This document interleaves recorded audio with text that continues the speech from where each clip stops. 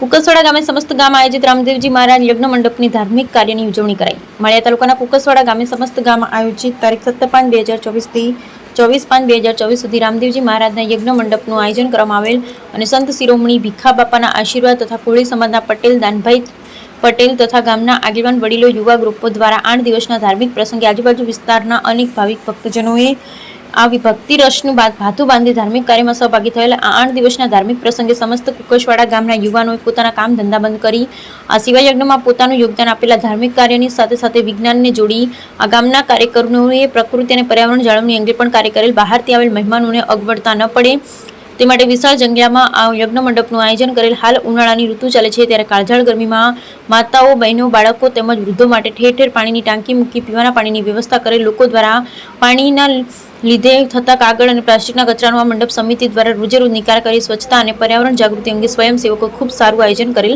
મેળામાં રોજીરોટી માટે આવેલા ગરીબ માણસો કે જેઓ ખાણાપીણી અને વસ્તુ વેચી પોતાનું ગુજરાન ચલાવે એવા લોકોને દરરોજ ભોજનની વ્યવસ્થા ફ્રીમાં કરી આપેલ। દરરોજ મંડપના દર્શને આવતા લોકો માટે લાડુ અને ગાંઠિયાના પ્રસાદની વ્યવસ્થા કરી આપેલ।